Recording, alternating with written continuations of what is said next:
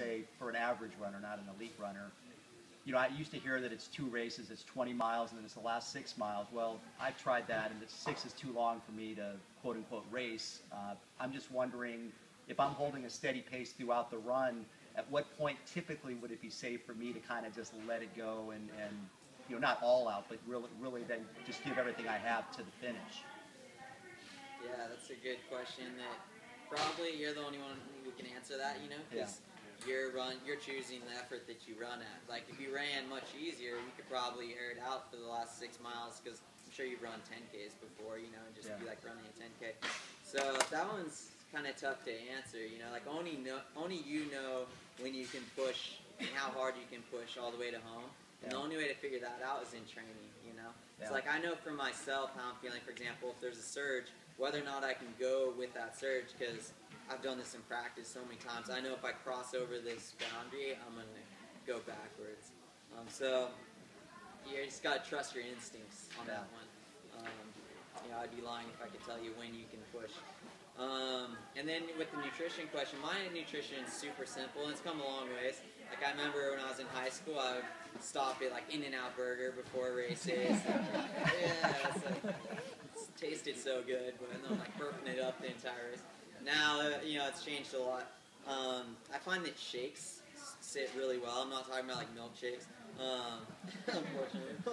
Yeah, just go to Dairy Queen, get a... this is like, I take like 1 scoop of muscle milk, light, because you don't want a lot of fat before you race. So it's just like 20 grams of protein. That's kind of what I'm looking at, maybe even less than that. And then I add 300 calories of slow-burning carbohydrates. So there's this, I use muscle milk.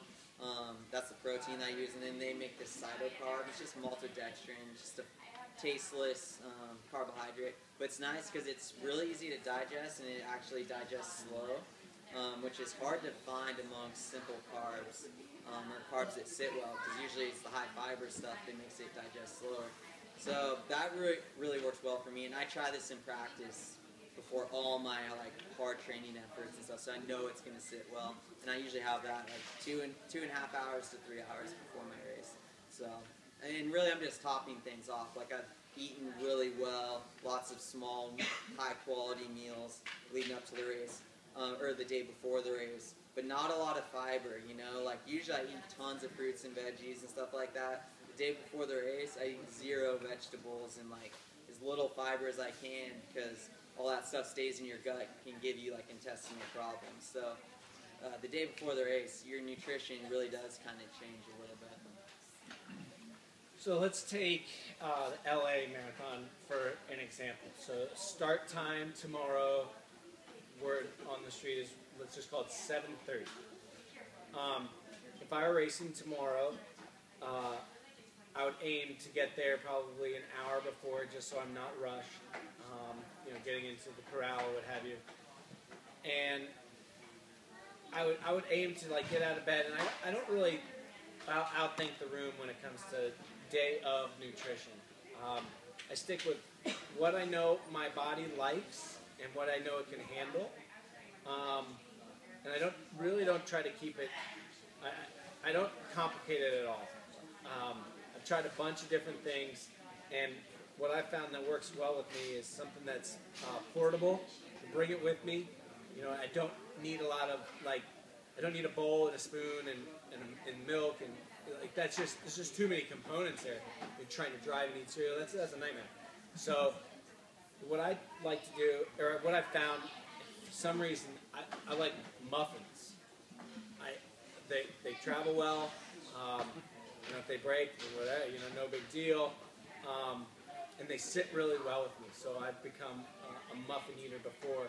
And it's just that those few calories that you need to kind of get you through some sticky moments that you're about to approach in the race. But a lot of it happens before you go to bed the night before. At least all the good things happen. I think you can do more harm than good if you start to outthink the room on morning of nutrition. You are going to have jitters, and at least I do when I'm excited to race. I'm nervous. Like I always get nervous before I race, because I think number one is because I love it, and it means something to me. It matters to me, the race that I'm about to do. No matter what the race is, it has a purpose and it matters. So I want to show that it matters, and I'm nervous about it. Even if it's a race for charity, like I'll get nervous because I want to still see what I'm capable of doing that day. And because of the nerves, things don't always settle like they normally would if I were at home and just going into a practice day where there's no eyeballs, there's no fanfare, there's no hoopla. So for some reason, I found that muffins work great for me, and they're not really complicated at all. And it's hard to repeat at home because muffins are like, they're just like little balls of fat, you know, like so it's terrible to eat, you know, because you're just going to get fat if you eat all muffins before every workout.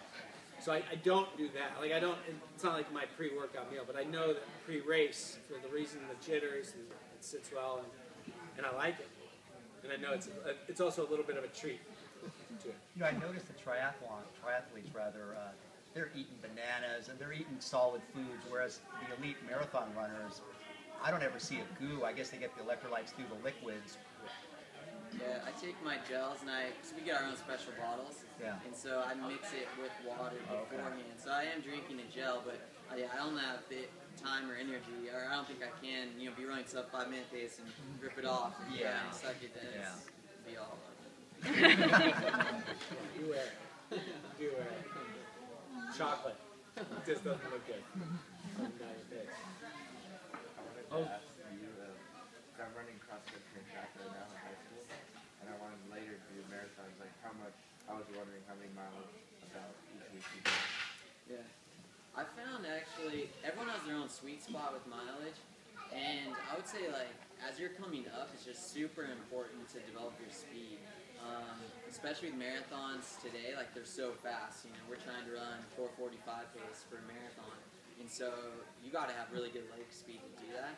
So I think as a young guy, it's just really important, like get as fast as you can at the mile.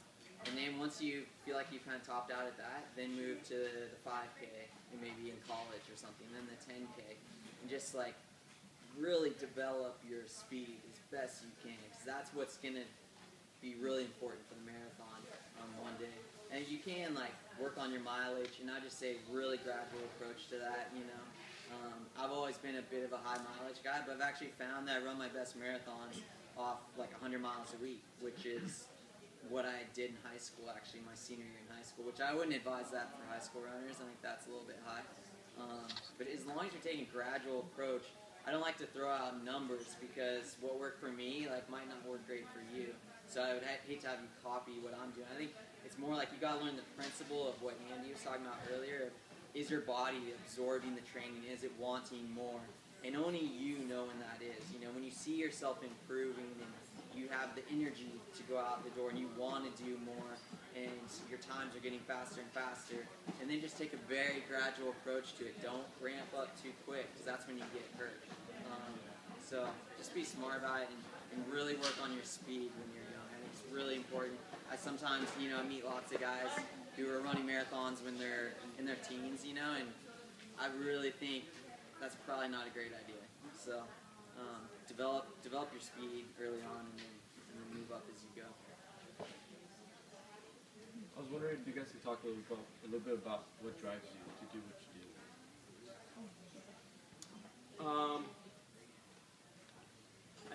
I think there's a lot, when it comes to what drives me and like what motivates me, there's a couple of different factors. Like there's the heartstrings factor, like where it's purely that I want to make my kids proud. I want to make my wife proud. I want to make my mom and dad proud. Like that's where it's like at the heart of the matter. Like how do I do my best, my very best, and make them proud? And actually, I was talking to my boy who's 5 years old, and we were watching a basketball game, and he was like, "Oh, they lost." And I'm like, "Well, buddy, they got beat." And there's a difference between getting beaten and losing. And I was trying to explain to him, like, if you get beat, but you give your best effort, you can walk off the court, walk off the race course, walk off the mat, whatever it may be, with your chin held high.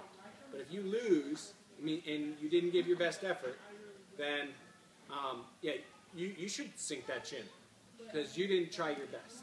So in that regard, that a lot of that, I'm not happy about getting beaten, but if I give my best effort, like that's everything I have. I can't control what somebody else is going to do. So that is like, that's where family comes in for me. And as far as like what motivates me is I see what my competitors are doing and what does it take to beat them. And I will actually look outside of my sport to really motivational athletes who have a really firm grip on kind of pursuing excellence. And I like to learn about what makes them tick.